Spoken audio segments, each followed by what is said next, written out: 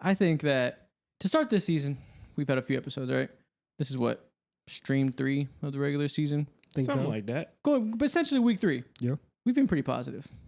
We've been talking pretty sunshines and rainbows, where all the teams are surprising us, being nice to teams we undervalued, under-respected coming into the year. I think today we have to talk about teams that are going the other way.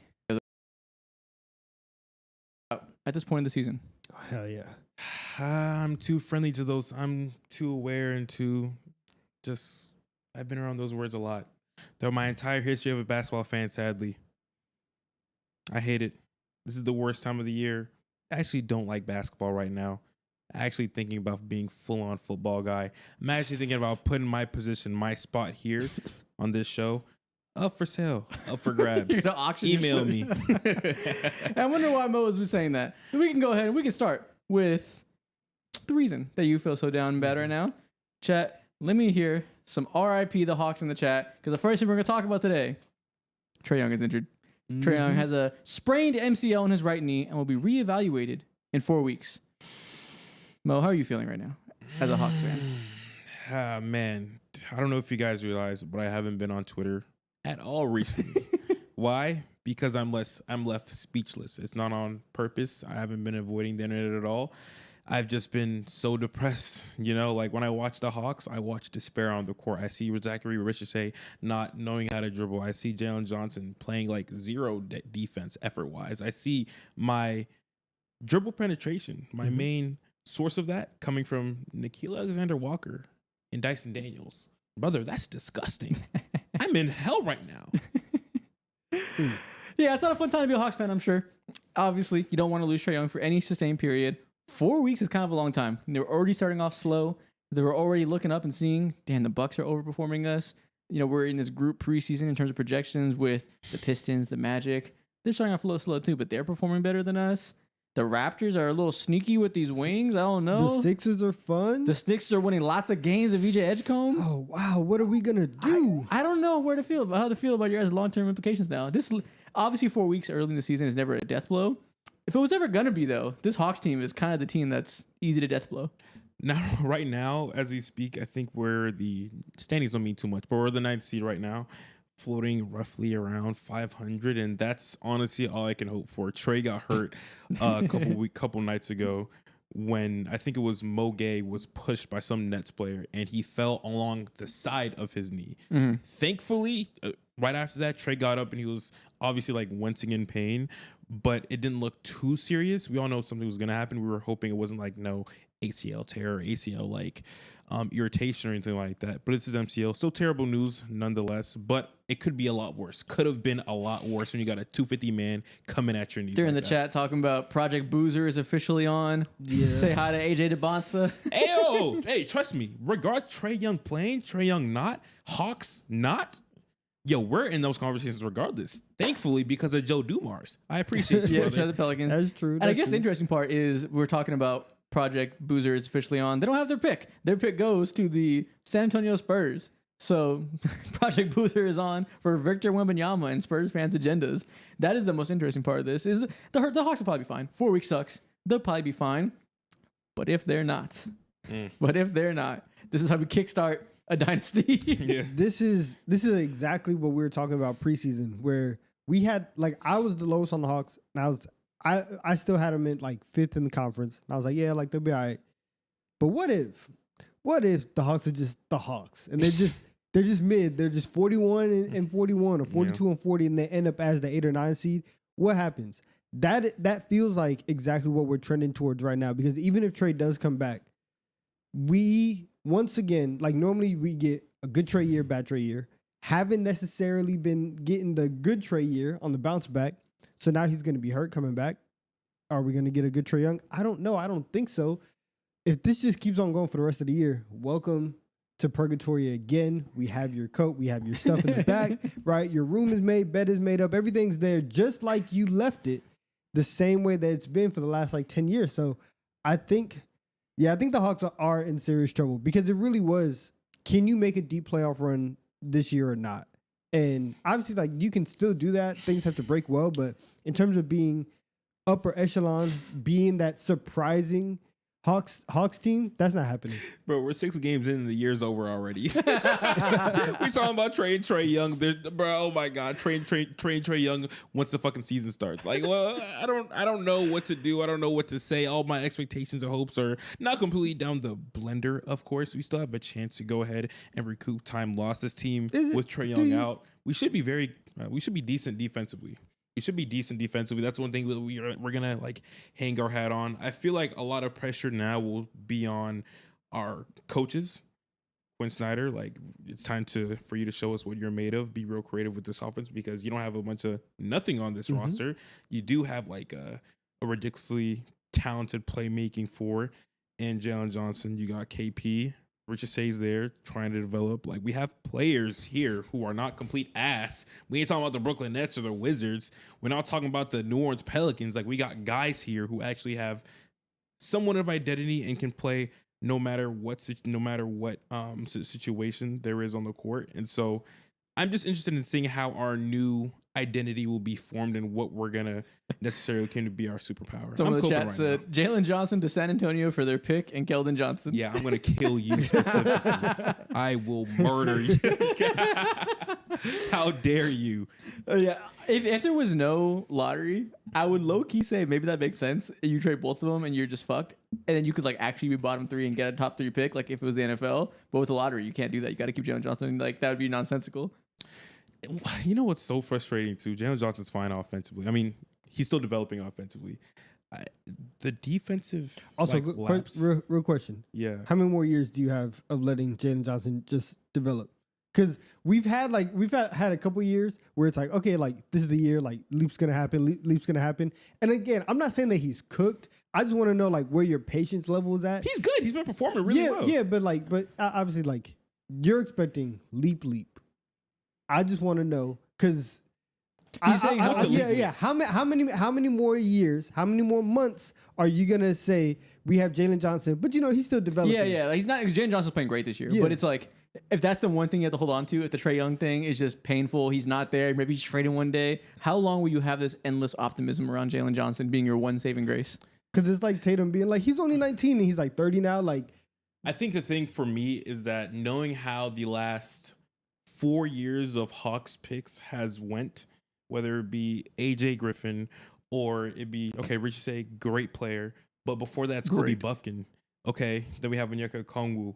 In the 2020s, Jalen Johnson is by far our best player who we drafted, and no one really had like expectations for him. So I'm taking whatever I can get from him. Of course, like highly touted prospect come from Duke and all that. So this sounds like Forever Cope. Yep. No, not necessarily Forever Cope. You haven't given me an answer yet. You could call. I just want him to be an all-star. I think he could be like a low-level all-star. That's not the question. Good defender. That's not what I asked. That's all I want to happen. I'm happy. I don't care about that. Answer my question. What do you care about?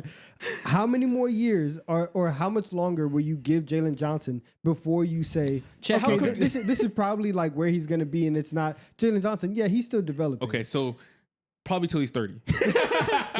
He could be retired. I'm like, yeah, man, but like give him some time in the Big 3 league. He could go ahead and develop that pull-up jump shot, and he got all coming to fruition. All right, Chad, let me see. 1 to 10, how cooked is Mo? How sad should he be as a Hawks fan? It's pretty funny that this was the 1 year they were all high on the Hawks, and like they're finally going to be good. They're going to be the best version of mid. And then everything went poorly. Also, Richard Shea, I am not impressed. At the start of the season, so bad. You called him a great young player. Richard Shea looks like the middest of mid. I'm not gonna lie. Obviously, we can get more substantive with our analysis of who Richard Shea is. I think mid is just the perfect word. That is just a role player. Yeah, that's the best way to put it for him. He's a good role player. He can maintain the starting spot. He can be like I hope it doesn't get this bad, but our junkyard dog, Damari Carroll for us. He could be that Lord. Good Lord. Kill me. Like he could maintain that starting spot for us for a long time. Mind you, last year when y'all drafted him, you said he was Harrison Barnes. Going from Harrison Barnes to Damari Carroll? No. Yeah. He was saying Klay Thompson at the end of the season last year. He said this is French Klay Thompson because he had a couple weeks where he shot 42%. I did forget about that. They said I never liked basketball kind of cooked. Listen. It's been, of course, like, again, it's only been, 6 games, 7 games?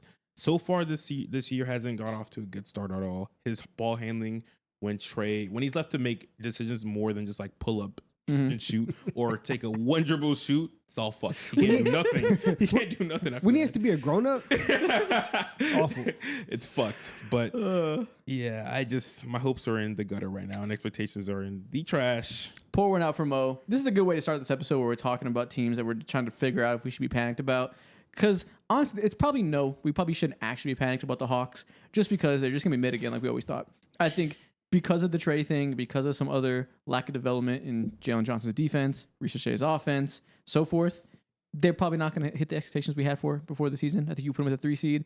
I put them at 4 or 5, something like that. You had him at 4. Yeah, they're probably not that. They're probably going to be back to 6 to 9 range is what it is. They'll probably weather the storm, Trae Young being out, and stay in the play-in. Probably get just out of it when he comes back. If things go well, they will just be the Hawks again. And that's your life forever. So I guess just the absence of hope is where we're going now. Yeah, man. That's why if you want to be a part of the Deep 3 and take my spot, you are free to do so. Go ahead and comment. We'll have put in open your tryouts email. next week. Exactly. Let's go on to a bigger story here. We have to talk about Ja Morant because at last episode, we did one thing we learned about every single team. And in that episode, I talked about how Ja Morant, I'm kind of concerned about the style of play that he's kind of developed into. And when I say developed, I mean like the absence of developments, how we've kind of seen his rim pressure go down year by year. The jump shot isn't here. The team's kind of mediocre around him. Felt like they're going nowhere fast. And we kind of had a come to Jesus moment talking about where we're at with Ja Morant as a star. Well, the day after we recorded that, he got suspended for 1 game because apparently they had a game where they played the Lakers and he seemingly quit on the team in the second half, wasn't putting in full effort. The coach called him out after the game. He responded with, quote unquote, a tone that was deemed inappropriate. So it sounds like he said, fuck out of my face. I'm not trying to hear all that. Yeah. And they suspended him for 1 game for conduct detrimental to the team.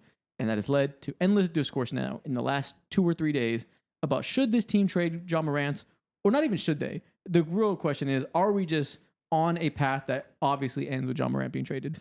Of course. Like, of course. I think if you ask me right now and you say, hey, Ja Morant has, because what is this? This is year 6 of Ja Morant. Ja Morant has 9 more years, 15-year career. Does he spend the next 9 years in Memphis? I say no. I don't think it ends up that way. And we've already had one instance last year of we picked you over the coach. Yes. This is the new coach. We are not 10 games into the season. You are beefing with the new coach. We're going to get to a point where we start saying, hey, man, it's you, right? Where you start looking around at everything and you start saying that it is Ja Morant's fault. And this stuff like this and stuff like what happened is very controllable from a certain player. And whether or not it's fair of whether he should have been told this and in the manner that it was or in front of whoever it was, it doesn't matter. You are the best player on this team. You are the franchise player, and seemingly quitting on your team, again, not 10 games into the season, that's just a bad look. Yeah, and he got suspended for what is, I'm pretty sure, a behind-the-scenes conversation in the locker room with the coach. Mm-hmm. And then this obviously happened in the media, a separate incident in the same hour-long span where they asked him a question about what they should do differently to stop the Lakers in the same way that they lost. If they saw that again, how would they go about defending it? He said, go ask the coaching staff. Then when asked what could have been done differently, other than ask the coaching staff, he said, according to them, probably don't play me. The vibes are at an all-time bad. This is just, I don't even know how to describe this other than bad vibes. Like, this is the definition of bad vibes. You are just bringing the whole mood around your team down.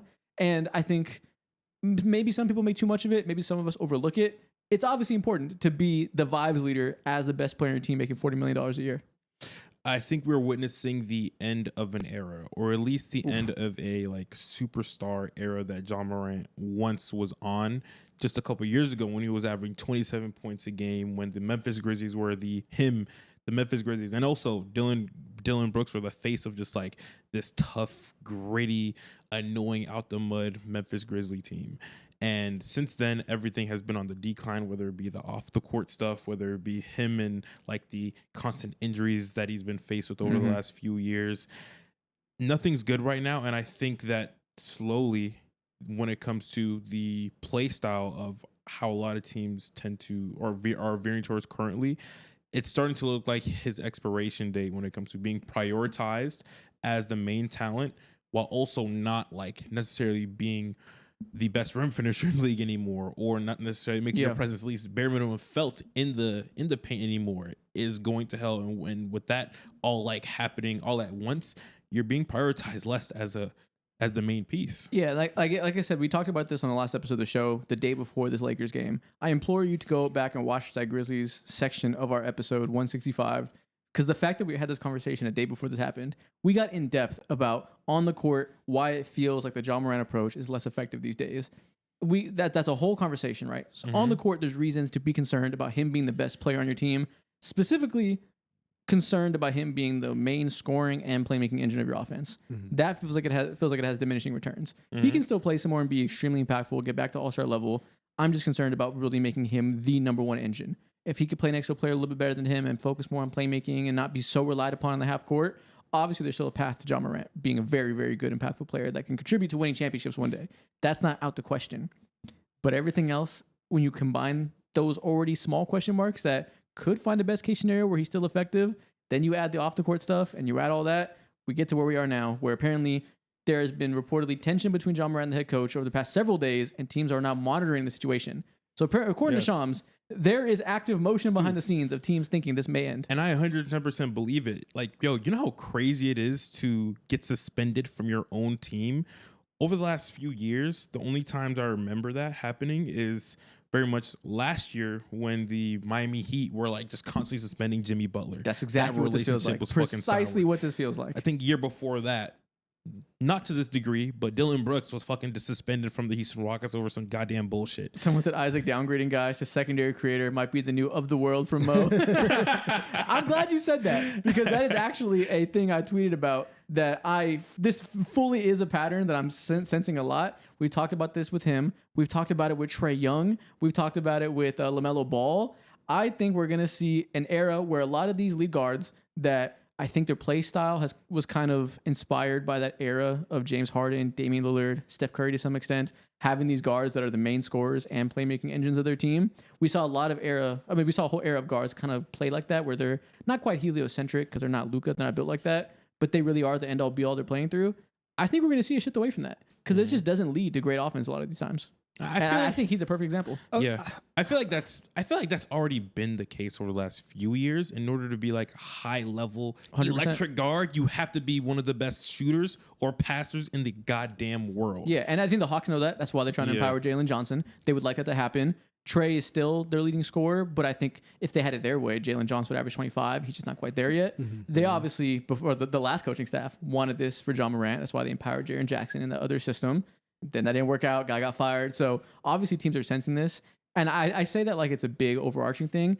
I'm very focused on these few guys, but I just think you will see if John Morant were to get drafted today, I think they would make it a point to try to find a major scorer to play next to him. Yeah, that makes sense. I think it's a little bit interesting though, because he's a decent passer. He's fine, right? But I would never look at John Morant and be like, point guard, like traditional point guard, right?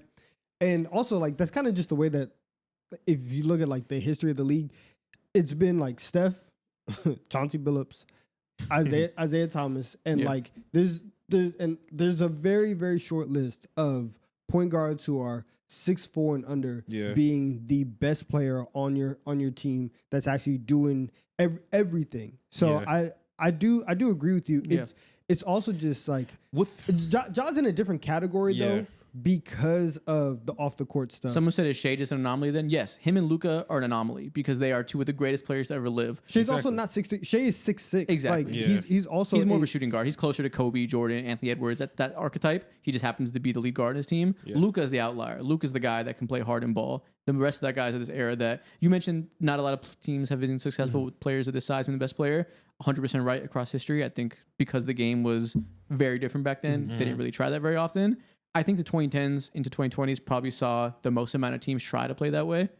And I just think now we'll go back a little bit towards the other version. Yeah, I can agree with that. And then going back to what you said about Ja being flawed as a first option, bro, he's even flawed as a second option, which makes it even like tough, harder to try to figure out what second or what main star you want to build around him with, or at least use him as an adjacent piece because, okay, like we all know playmaking tends to be one of the more underrated aspects of his game. And with how their offense is being ran, he's not allowed to showcase that as much or be prioritized as that. And then when it comes to his all around like deficiencies, when it comes to the shooting, I think so far this year, shooting 15% from the 3-point line. Yeah, it's not great. And honestly, it's terrible. For real, we can have, and we had the conversation last episode. We can have it right now. None of that really matters because 2 minutes ago, what you said in terms of you're just bad vibes. Yeah, that is the ultimate biggest thing. And I think like the closest or the most that we should talk about his play is in relation to you are not this good to be acting like this. Like you cannot be out here doing the things that you do, moving the way that you move when you are not like Anthony Edwards and the Timberwolves. I've said repeatedly, they have taken the spot that the Grizzlies were, right? Like they were the young team with the very fun young star that was ascending and doing all this and going to conference finals. The Memphis Grizzlies have one playoff series win in basically the entire time that Ja Morant has been there. They've been lapped by everybody. They have not won enough. He has not been good enough to do any of this. And even with how much the Grizzlies have stuck by him through not one but 2 suspensions because he was brandishing weapons online, right? Yeah. Doing all of that stuff, and the team still being like, "No, you are our guy." Yeah.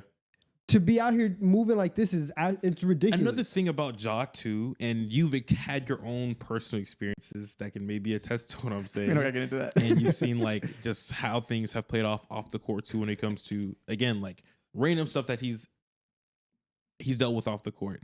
I think we're also witnessing how much like of athletes have egos. That's nothing to be shocked about. That's normal. But with the level of ego that someone Ja like appears to have when it comes to being the face of the team and organization and whatnot, I don't see him. It's very hard for someone like him to average 27 and 7, be top 10 in MVP votes back in 2022 or whatever year it is, and now you're being asked to like be deprioritized and kind of just see the death of your ego. I think that goes to show you how difficult it is to be the face of a franchise for a team. It's not always just about ability. It's about ability, desire to continue to improve, availability to be able to keep improving, keep developing, the mindset to be the leader of a franchise, and like take the unfair criticism that comes with that. Like the whole gun thing, that was legal. He wasn't in the wrong necessarily in terms of like what's actually allowed in the world, but there's a different standard when you're an NBA star leading a franchise. You have to be okay with that, not take that criticism and then like lash out because of it like he did. He obviously didn't take that well ever. There's so many combined factors that go into having the position he had and maintaining it. And I think just a lot of those things outside of the play, really including the play that we talked about, he just hasn't really been there for. And so now, like if you're Memphis, because especially after both of the gun incidents and both of those suspensions, you made the choice like it doesn't matter, you're still our guy. We're gonna continue on with this core of you, Bane, Triple J, and then we'll see what happens. You've already moved off of Desmond Bane. You've signaled to the world that, hey, we're kind of open and our situation is very, very fluid. I don't really know what to do. If you were Memphis right now, would you trade him? Well, I don't know. So there's multiple factors here. Everything we're talking about, it makes sense to trade him if you're just sick of this experience, right? We can't really know, I think, how much appetite they have for this. When there's smoke, there's fire. So clearly it's causing some rift. Other part is, as we see by this report, which I don't know if it's more speculation, an informed speculation by Brian Windhorst, but he says or thinks he's not expecting a robust trade market if the Grizzlies were to shop him. That probably makes it hard to trade him. You don't really want to get rid of him for nothing. I saw someone make the comparison that might have to be like when the Mavericks traded KP and they basically just dumped him and split him into 2 smaller salaries and made them a little more flexible. If that's the type of trade, probably not. You might as well keep running it back. You've already fired one coach. You're invested in him. You have no real path forward outside of that. So you might as well keep it running. And there is an element that I saw a lot of Grizzlies fans talking about this. The city does love him. He is a big part of the franchise. Like the fans aren't giving up on him. So if you were to do that, you would be ripping an era to shreds and like just deciding it's not worth it for us as a franchise when I don't know if the temperature of the team in this small market is ready for that. Oh yeah, best believe if you trade Ja Morant, you're going back to Vancouver. You're not allowed in the States no more. Yeah, it would be. It would be it's not a Luka situation. They wouldn't be like outraged like that, but I think it would be a hard pill to swallow for their fans. And that's fair. but like, I could go to a Memphis game, or I can watch.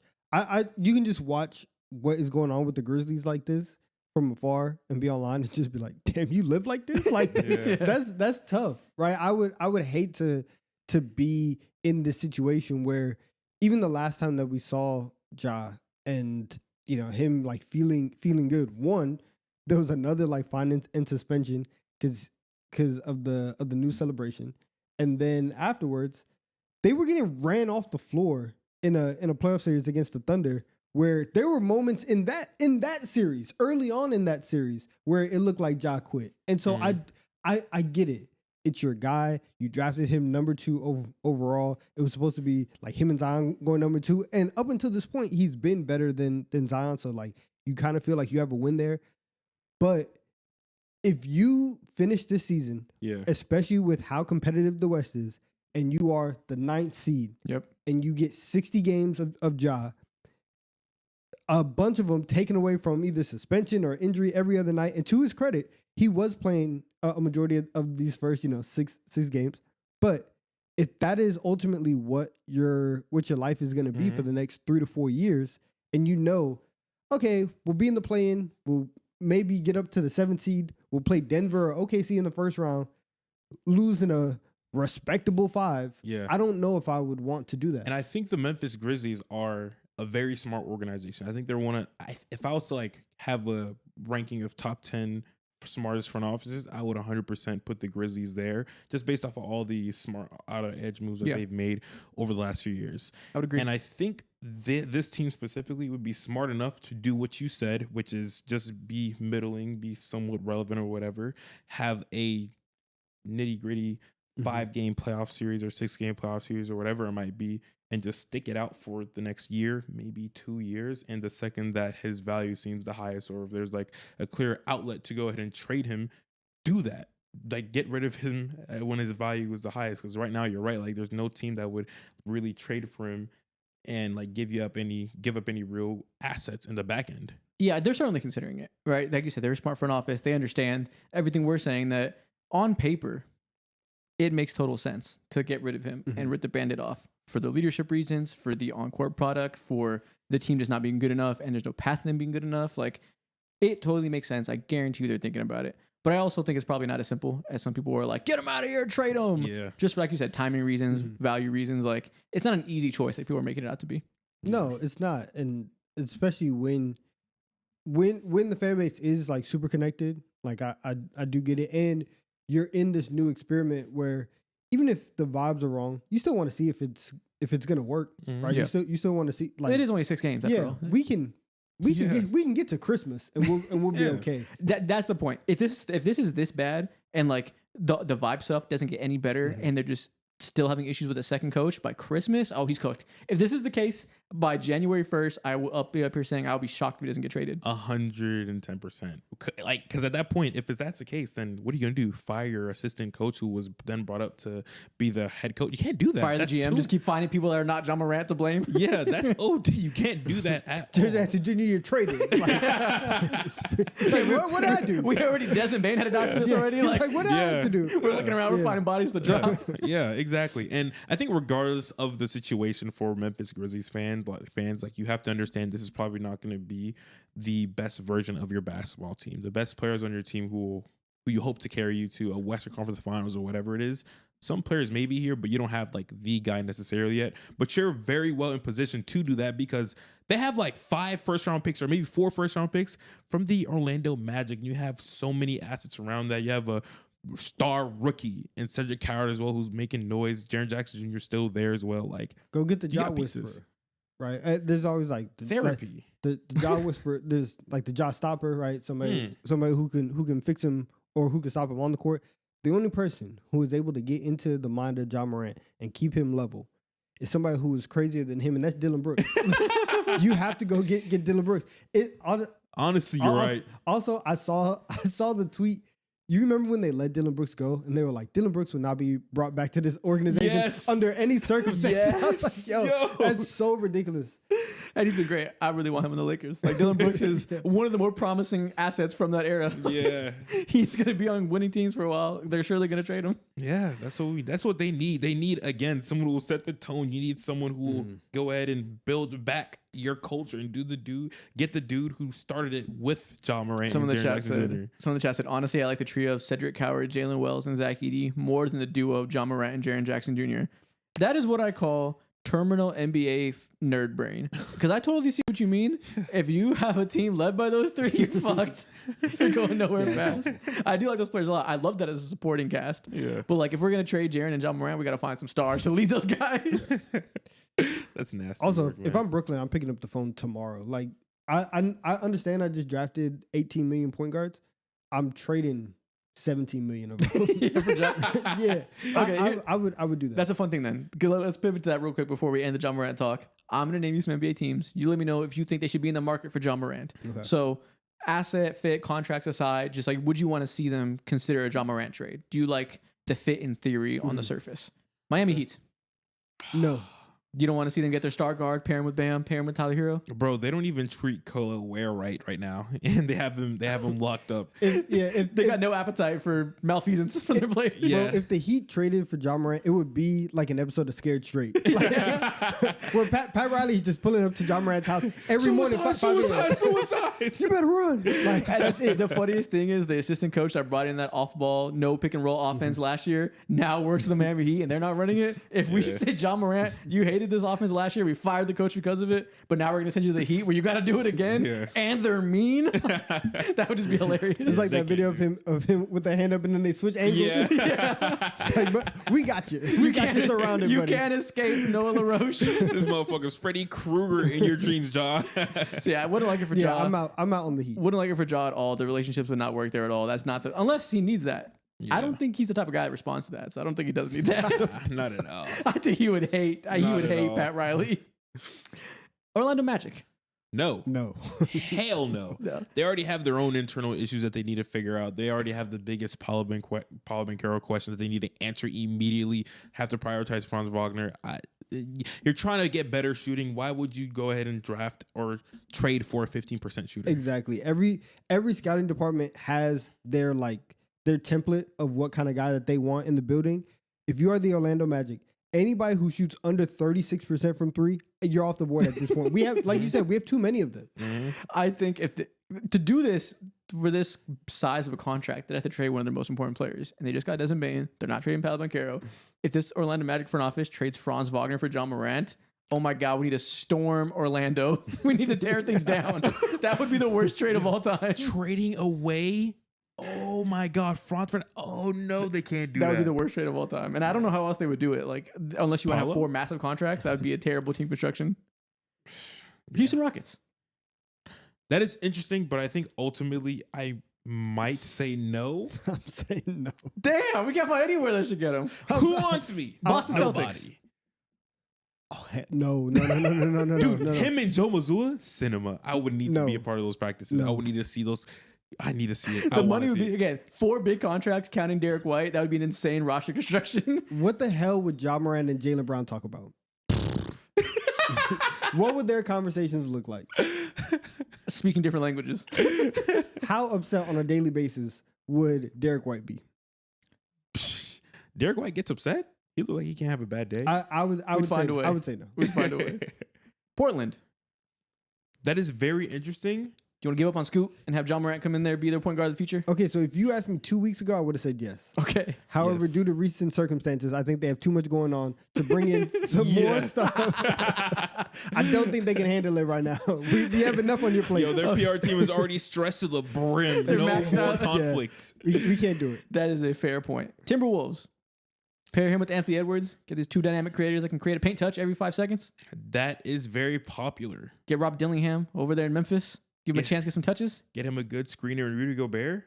I might like it, but I think I'm just gonna pass on it again. I think if you do that, you probably have to move Julius Randle. Otherwise, you have too many big contracts. Or Jaden McDaniels, and I ain't doing I'm that. damn shit sure not too. doing that. No, you would have to keep. You have to keep. Oh yeah, Julius will be McDaniels. gone. So even if you traded Randall, I would kind of be okay with it. Unless you ship Gobert out. But I don't know who wants him at this point to get in this old. Gobert represents too much for your team. He is the backbone of that defense. Yeah, I think I He might has do looked it, though. horrible this year. The clock is ticking for Rudy Gobert. He looks slow. Yeah, I think I would do it because that problem at point guard is so glaring, and you know that like Ant can be good enough, but I don't want him to. I don't want to force Ant to be in a Devin Booker situation where we get to next year and now we're like, hey Ant, you developed a 3-point shot. You're working on your post game. Play point guard for us. Yeah. I don't want to do that. I think the logistics are complicated for the Timberwolves. You have to get rid of one of your really expensive bigs. I don't know how that would work, but on paper, being next to Anthony Edwards is probably the best case scenario for John Morant. That's probably like the one place we can send him that I think would be good for him. Yeah, and that would relieve so much stress off of Anthony Edwards. He would give way more effort. Not to say he's bad defensively, but he could be legitimately like one of the best defenders because he has some like John Morant literally handling out the pick and roll offense and being offense within his zone. That would change Anthony Edwards' life. But I wouldn't want to see it though. Phoenix Suns. Do you think they want to restart this rebuild real fast again? I would do it, and I think if I'm the Suns, they for sure have already had 3 meetings about it. They're dying. Matt Ishbia They're just dying in to Zoom send some calls? picks out. Mind you, one of them has just been in Ishbia's head. I'm sure he's talked to himself about it plenty of times, but I would do it. I would. I think that they are, at this point, what do we have to lose? Like, What are you trading for, Ja, though? I don't know. Nothing. It doesn't matter. You're right. I'm not talking about the Suns' assets. I That's a would real do it. conversation. Yeah. I would try it. Sacramento Kings. Do you want to see them bring John Morant in, pair him with Sabonis? Why not? What do you have to lose? Yeah. I want to see them do the opposite of this. I want to see them ship all their good players elsewhere. If they get John Morant, you're sending him to hell. You're sending John Morant to Sacramento to die slow. And if I'm Memphis at this point, it's like, hey, man, we had our time, but I got to let you go. Yeah, I would do that. If you really love me, you'll come back, you know. But if I was Sacramento, depending on who I was giving up, yes. But it doesn't matter. What do you have to like hold on to? That's also true. And we talk a lot about, dang, like, can you really just live like this? I can't live this entire season but you have with DeRozan and Levine hoops again. I can't do it. Yeah. The alternative, Ja isn't the only other option there. We can do some other stuff besides DeRozan, Levine, and Ja. But you know that they always try to trick themselves into thinking that they like can be sneaky competitive. Yeah. And so they're like, listen, Ja, Keegan Murray, Sabonis. I've seen this story before. 8 seed. Someone said Sacramento is the shadow realm. Facts. Rims tremble in really fear is. when Giannis and Ja come to the paint. Would you trade Ryan Rollins for John Morant straight up? Right now, that's crazy. But I would tell you no. All things considered, I don't know. All factors at play. I'm not Honestly, sure. no. Oh, I say that's the kind of a half joke. But Yeah. do you have one all-in move with this Giannis thing to try to save him staying? John Morant's not where I'll push those chips in. That's not worth it at all. I'm good. We're looking real good with a lot of shooters. This is not the player I want to put next to him. Exactly. I have a good shooter making $4 million. Why would I trade for a non-shooter making 45? I'm not doing this. Nope. I want anybody else, actually. It's like, I think you asked before, do the Bucks want Cam Thomas? I said that's the worst fit I could possibly imagine. John Morant's the second worst fit I could possibly imagine. But okay, that's a lot of talk about the disaster over in Memphis. Let's talk about the biggest disaster in the NBA. The Pelicans are now 0-6. My second favorite team in the league. Yep, as a Hawks fan, I'm sure you've been enjoying the hell out of this week because they are 0-6. Everything is going wrong. This is the biggest disaster in the NBA, and it's only getting worse day by day because of the fact they traded their pick to the Hawks. When it happened, we said this team is dumb as rocks. What are they doing? How could they bring someone in and let him do this as a new GM right away? It made no sense in the moment. Shout out Derek Queen. Fantastic prospect. I have no issue with them wanting Derek Queen, making the move to trade your unprotected 2026 pick in a loaded draft class where you're not even going to be a good team after this pick. Going all in out to make the playoffs by drafting Derek Queen was asinine. And now we're here 6 games later, winless. It looks like the worst offense in the NBA. I think it is statistically the worst offense in the NBA. It is. Willie Green's going to get fired any day now. Zion looks like they're rolling the ball out there and saying, figure it out. He can't.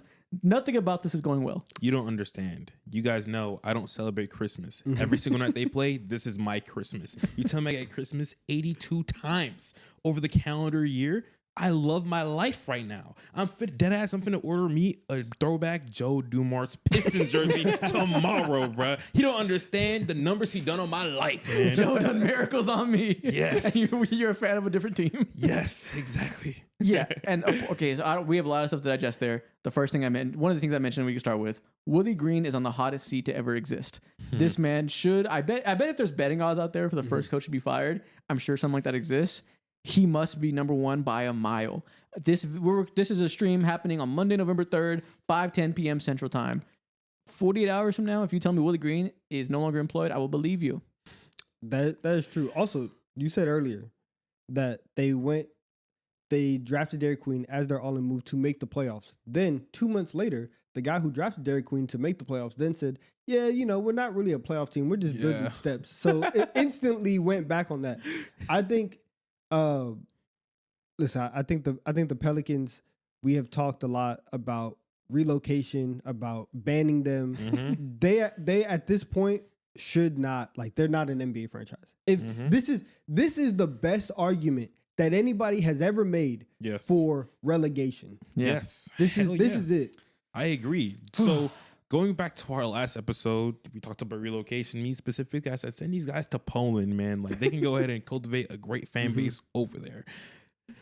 Zooming out from the New Orleans Pelicans, before this year, before even Joe Dumars became the president of this team, I looked at them as a team that always could have like a sneaky move up their shoulder, up their sleeve, because I knew AD trade happened not that long ago, 6 years ago now. They traded away Drew Holiday again 6 years ago now, and they should have remaining picks and all that. And I went ahead and did my research, and I seen what David Griffin cultivated through all these assets that he was given. And the list of those guys, Trey Murphy came from that trade. Herb Jones did. DeJounte Murray did through liquidation of assets. Yves Missy, Jordan Poole, Sadiq Bey, Derek Queen, and Micah Peavy. That's the assets that they got from trading a generational star in Anthony Davis and Drew Holiday. And they squandered it. Two smithereens, and this is what Joe Dumars was left to do. They asked him, David Griffin dug them 6 feet in, and then Joe Dumars said, how about another 12 feet? That's the reality that they're living in right now.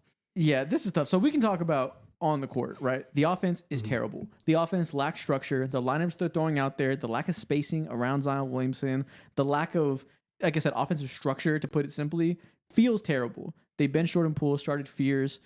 We can debate the merits of that. Jordan Poole didn't seem to respond well to that. There was some comments made that, some body language observed that made it seem like he wasn't too happy about that, which I can understand. He's a veteran. 5 games into the year, you start the rookie over me when the spacing that Jordan Poole provides is pretty essential to the long-term outlook of this team. I won't say it's indefensible because Fears has been playing fantastic. Yeah. Questionable decision, though, this early in the season. Everything else around that hasn't gone well. They can't defend me and you running a pick and roll. That side of the ball is non-existent with the lack of bigs they have, with Zion's defense, with Trey Murphy's defense. Everybody has been playing poorly. So on the court, they're just a bad team. Off the court, the Pelicans are an embarrassment of a franchise. This is the cheapest organization in the league. They make Sacramento look like Mr. Bands. Like they're just throwing it out, being supportive of the team in every way. This team is barely a team. We saw a thread we were looking at earlier where these Pelicans fans are talking about, it seems like they quietly quit on the fans this season. They have no promotional calendar for this season. If you look here on their website, promotional calendar, no games found. It's just a blank page. Highly unusual. Highly unusual. That doesn't happen. What the fuck? They stopped having open Pelicans fan draft watch parties and quietly started hosting closed-door local food influencer ones with 40 people. And there's no marketing for the team slogan, just Pelicans up. Every team has one of these besides the Pelicans. There's a lot of things they do that are very cheap, right? This is not a team that is out here spending lots of money as a small market. We've known that about the Bensons forever. And then we got this tweet. Trying to get invited to TikTok meetups. Yo, they're so cheap. We got this comment from I think a Pelicans writer on Twitter, Shamit Dua. I'm sure I said that horribly wrong. Sorry. He said, Dumars was instructed by ownership to cut costs because Griffin asked too much of them. A lot of what you're seeing is the results of cutting corners. Also, promotional stuff requires sponsors, which the Pelicans are struggling to retain. All this flows back to money. Yo, they can't even pay. That's what I'm saying. I've never seen this before, deadass. I'm so this is some of the brokest behavior we've seen in NBA history. They can't even It's pay ridiculous. minimum wage to folks over there. You can't pay no wage. They had to pay someone to sponsor the jerseys. A promotional calendar is honestly ridiculous. Not having a hashtag is Little League baseball teams have hashtags. Like the team moms go out and they get oranges and they make a hashtag. Like, and the 2 people on their Facebook pages will click it and all the pictures go there. The fact that they can't have that done, like if you don't get Zion's mom or Jeremiah, go get somebody's mother to go make a hashtag, please, because that's one. 2, the level of cheapness that they're at. I've also seen several people are like, hey, is this an inside job from the NBA? Because now that because remember a couple years ago, tinfoil hat now. This is 3 levels of tinfoil hat that I saw where people were saying a couple years ago, the NBA was very, very high and very vocal on the fact that they were going to expand to Vegas and Seattle. That seems kind of dead now. Are we trying to make the Pelicans so bad that we're going to sell them and then that person is going to take them to Seattle? That level of conspiracy, that level of cheapness is where we're at right now with New Orleans. They're in the chat talking about free Zion. Yeah, I mean, so this happens a lot in sports. Maybe it is conspiracy. Who knows? He need to lock into. Yeah. Keep his ass there. What you mean free him? Yeah. This happens a lot in baseball where some teams are very cheap and they just try to sell tickets and exist because they know they can't compete with the heavy hitters that can spend money with a lack of salary cap.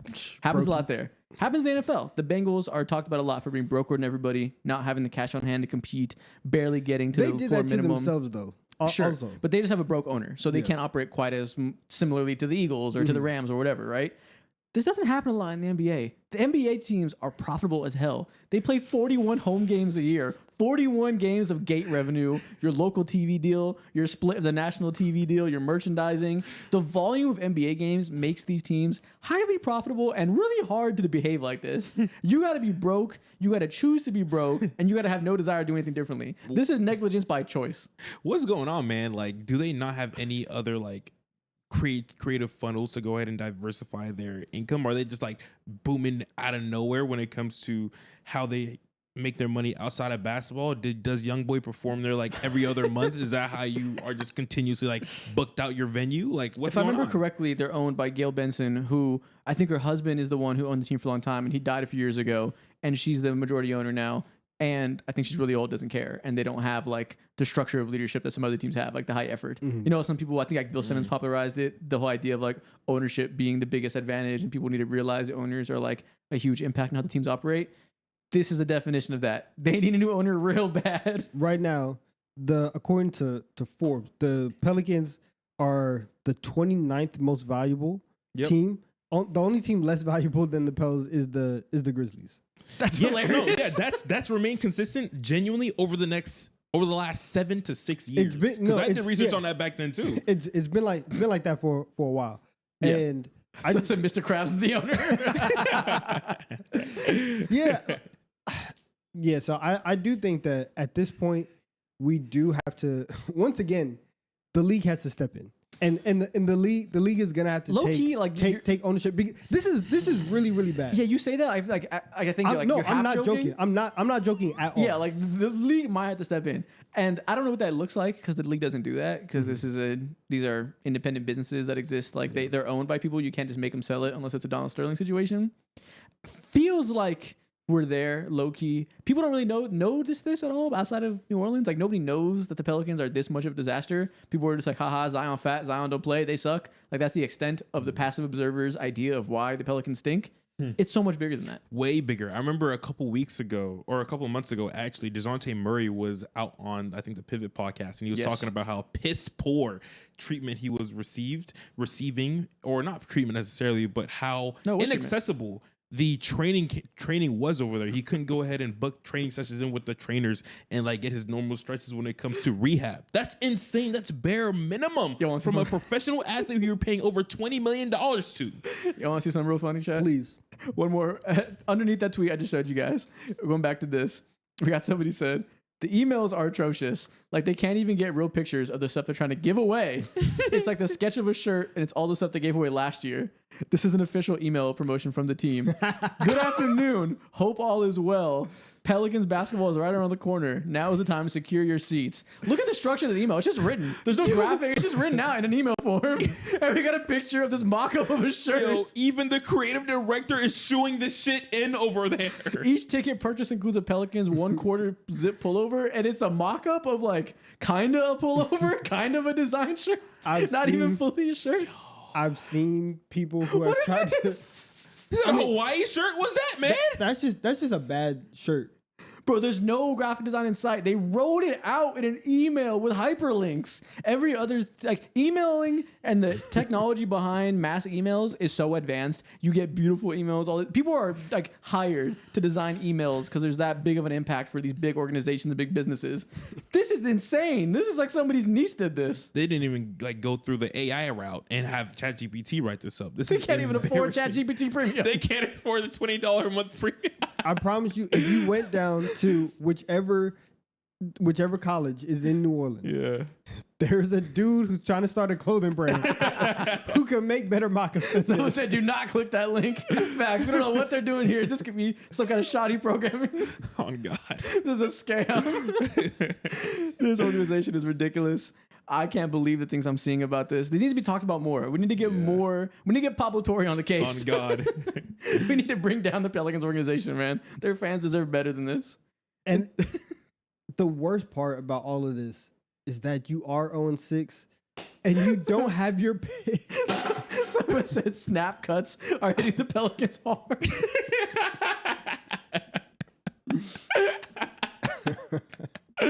That's tough. They're finna have Zion buying his own lunch.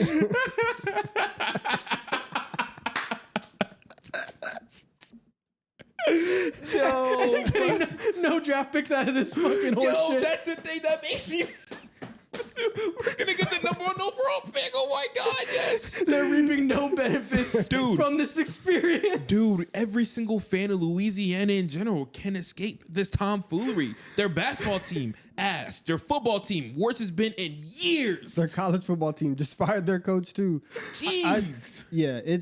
It's really, No wonder really bad. Zion's so damn skinny.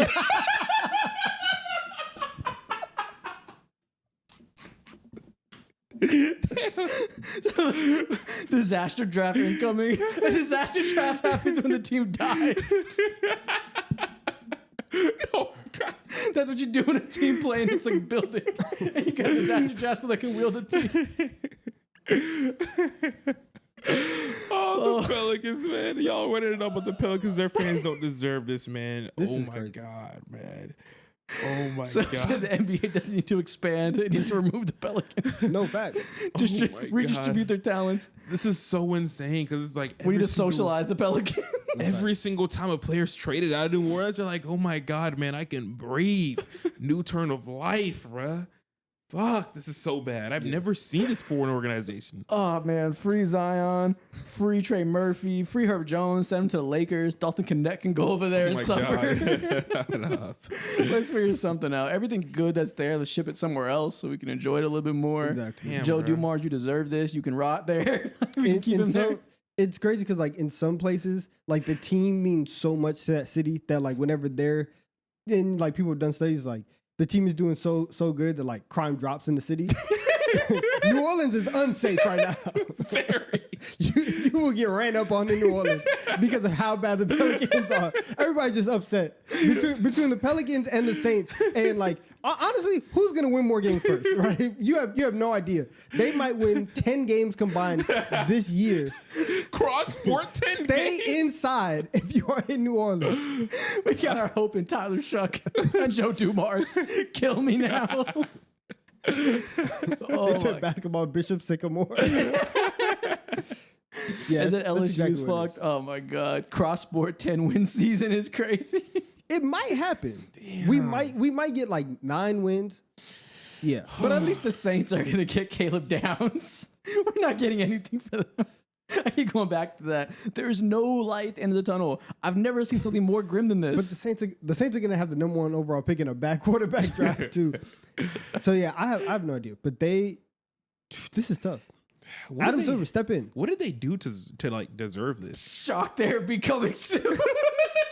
What? Chat's hilarious.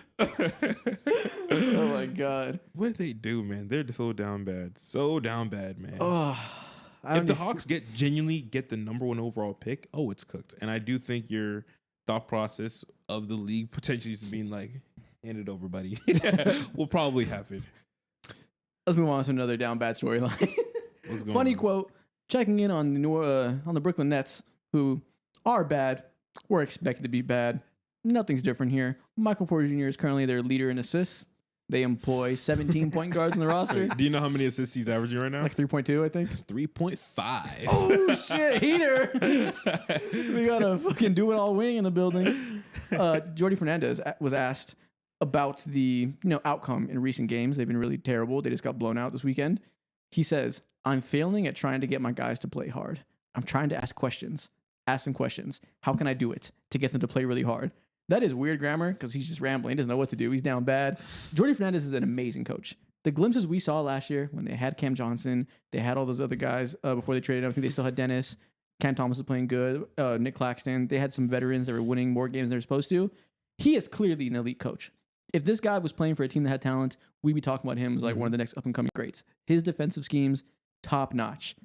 They got him in the blender. They got him questioning his abilities. That's how down bad this franchise is. Everybody talks about whenever they get drafted how important their vets are to their career. Look at his eyes. Looks like he just got done crying, man. And I would be too. Yeah, the light's gone. It's out of there. Yeah. There's no light. There's no hope. He's frustrated. We need a free Jordi Fernandez. And how could you have light too when your GM is Mark Spears, who, I mean, when I saw how well they bounced back from the last era of Mark Spears? Is it Mark Spears? No, that's a reporter. Yeah, that's the guy he used to be at. He used to work for, I actually think he did used to work for the Nets. That is not their GM though. Who's their GM right now? Bobby Marks. No, Bobby Marks. Sean Marks. No, Sean Marks. Bobby Sean Marks Marks. is- Bobby Marks is the other ESPN guy. Yeah, ESPN Sean guy. Marks. Sean Marks. Jeez. I'm getting mixed up. But like looking at how they've addressed things. They all would suck as a GM anyway. He said, no, that's a reporter. It doesn't matter who it is. At the end of the day, like they haven't been able to do That's a anything pundit. right. That's a talking head. That's an around the horn contributor. He has nothing to do with this. Someone said, no, I don't think donations are working. I seen y'all talking about the links broken. Can't check it right now, so no giving us money today. keep your hard-earned bones. But yeah, just had to check in on Jordi Fernandez's vibes. It's not going well. He is downtrodden right now. How could it go well, man? People are asking us, are we going to speak on the Wemby disaster class? Ooh, yeah. No. It didn't happen? How about that? How about that, buddy? How about I don't? Propaganda is well and alive, and we're carrying it right now. Yeah, shout out to Phoenix Suns. I actually watched this game because I'm disgusting. They did a fantastic job of just double teaming the shit out of him, not letting him get any paint touches. All around great job. Kind of look at what you expect from when like Wemby first got in the league. He couldn't like put the ball on the floor, and it was easy to blitz him and all this stuff. It was a clear off night. He was very lethargic out there. Didn't have it, and they got the best of him. Yeah, and speaking about doubling, that's like not a new concept, especially when it comes to Wemby. But the timing of how they got those doubles off is what like threw off the entire Spurs offense. Yeah, shout out Jordan. Hopefully, he's one of those coaches, kind of like Jordi Fernandez, that we can look up and say they're doing a lot of really cool defensive stuff despite being dog shit. That'll be a fun little storyline to see what happens when his team gets good. Yeah, Still got 4 blocks though. Embiid got fined for hip thrusting. I think he must have hit 3 pumps instead of 2. Yeah, because he was doing the DX chop. Yeah. And they got him for And it. he got fined. He said, y'all better start finding the refs for doing that lewd blocking foul gesture since I'm not allowed to do it. Hashtag the NFL. Which, Why did he hashtag NFL? I think probably, I don't know. because Rico Dowdle got a flag thrown because he did 2 pumps. Oh yeah, you did. And he was and apparently you're supposed to get 3 pumps before you get a flag. He said they were watching film trying to make sure he got the perfect amount of pumps. Mhm. And for the first time in a long time, I'm on Embiid's side here. This is what did it. Yeah, I agree. They should not have fined him. I think he should be able to do any DX chop, thrust into oblivion. Embiid, he should be allowed to do that. Some said the ref's not a real pumper. Yeah, unlike every other team. It's a crazy word. It's pumpless. Don is evolving. Yeah. This is the one thing that's got him to have sympathy for Joel Embiid, one of the most sympathetic athletes in a long time. This is what did it. Pro pumper. Oh, no. Okay. Listen, man. He said, "Listen, fuck them, but when we get into pumping, I'm going to defend the rights of a civil man to pump." Someone's got to defend his civil liberties. You got to do it. Because that's where they start, right? They start with your right to pump, and then They're coming for you next.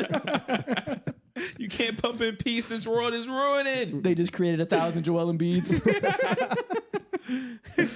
They just created 1 million pumpers. On God, bro. Hey, I will say we should go ahead and do a fan meetup, and we should go to the next Philadelphia 76ers game, and I'll pump throughout the entirety of a game and make them feel it. Just continuous pump, pump, pump, pump, pump, pump, pump, pump, pump. Then we storm the court at halftime and just start pumping straight into the cameras. Also, intensely. if I was Skechers, if you are trying to get back into the mainstream, you do exactly what Nike did 35 years ago, and you pay Embiid's fine every time he pumps.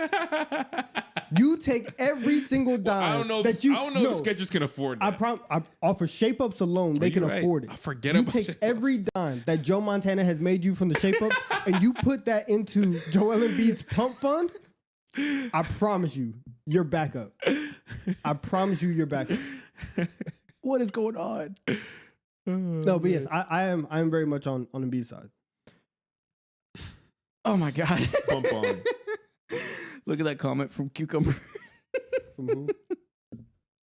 Oh. No, we're not gonna say it. What's this last link we have in here? Projected final standings. We got the projected final standings of the league, I guess. Yeah. Chicago Bulls are destined for 39 wins. What do we take away from this? Chicago Bulls 39. That's actually shocking. OKC is projected 64.5 wins at this rate. Okay. Where are the Hawks? Why would you do that? Scrolling. They are 42. 42. Nice perfect mid. That makes total sense.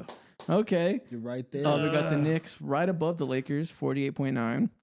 Okay, you got the... We got the Pelicans. Honestly, the Pelicans aren't last. 24. If the Pelicans get to 24 wins at this point, miracle.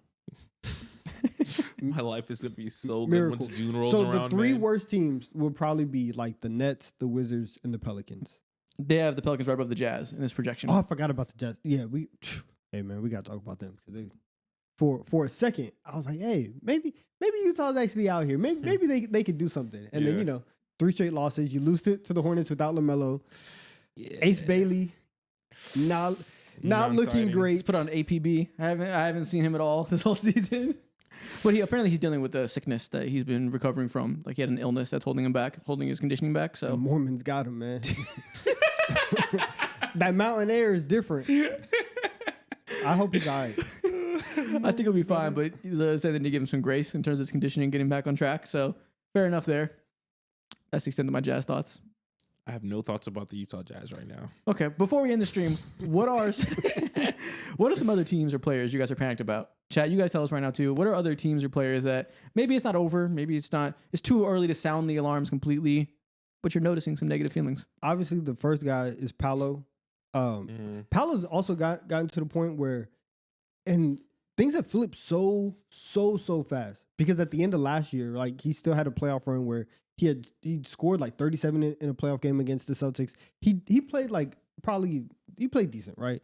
Still did the Paolo things to where you can feel decent about where they're going.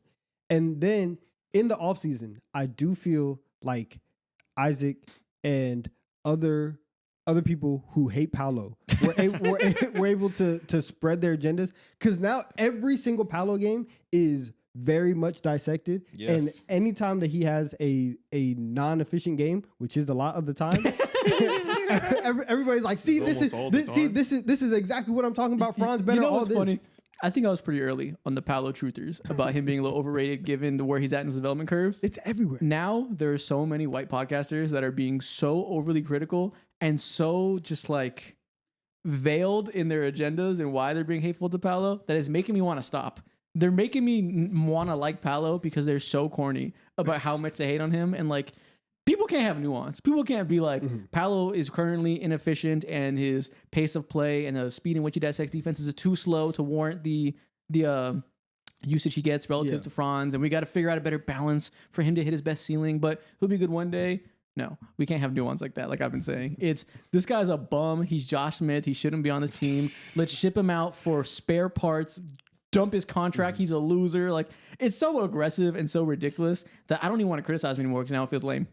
Yeah, and You're the back new on my one- side. Let's go. I'm not though. Like I still think like this is all true, but like I Yeah. think he'll be fine long term. Whereas Yeah. these guys want him dead. Yeah, like if he wasn't getting to the rim as much as he is this year, or if he isn't like necessarily getting the certain spots where he's shooting his shots at, if that shot diet hasn't developed, which I think it did a little bit, then I think we're getting to the point where it's just nasty conversations had about him and just nasty mumbo jumbo. And again, people are comparing him to, you said who, Josh Smith? Yeah. People are throwing out Carmelo Anthony.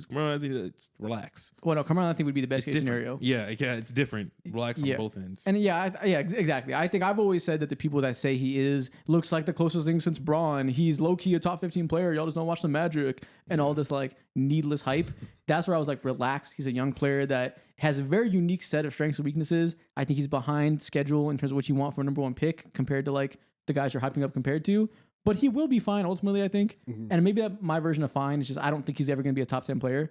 Probably. I think he'll just be a very good all-star. That's like, a good player. Maybe not ever going to win a championship as a lead guy, but like he'll be fine. The Magic will be fine building around him and Franz.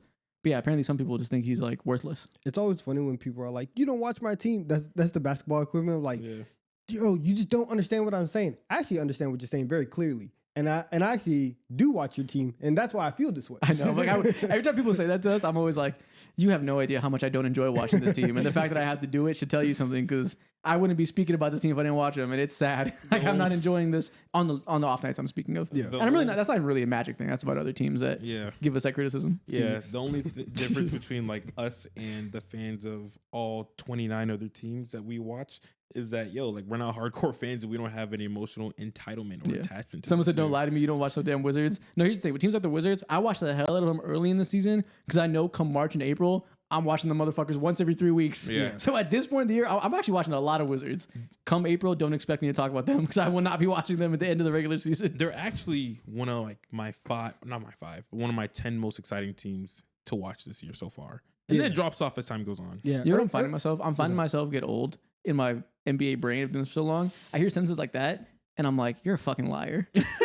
Like, you dork. Like, we're always like, these young, interesting teams are so fun. Yeah. 10 most interesting? 10? Yeah, for sure. Just because I don't know necessarily what's going to happen, I can like I know they're gonna be catch up trash.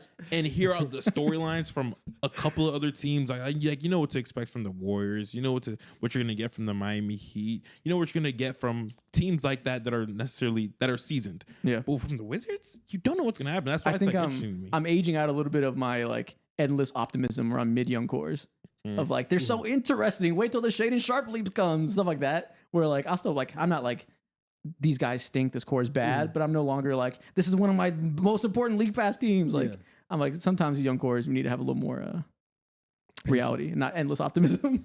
Yeah, I'm very much like that. Where I'm like, all right, man, you gotta do something. Like, you gotta show me something. But no, I'm with you. I'm also locked in on the Wizards. They played the Knicks tonight. Last week, listen, I'm maybe too locked in. Found myself betting on the Wizards. Oh, good Lord. I found myself doing that. So I was like, okay, I'll back off here. But Betting on the Wizards? mind you, this is that's why I was so heated about that CJ McCollum game. Cause bro, oh my God, I was so mad because it was like, Yo, we gotta check you in, bro. man. First of all, listen, it was halftime. Mind you, he's betting on the Wizards before we even have a new gambling sponsorship. He's doing this for the love of the game. Listen, it was halftime. They were up on Philly. I liked what I saw, and I got him at plus odds. And so I was like, okay, yeah, like I'll do this.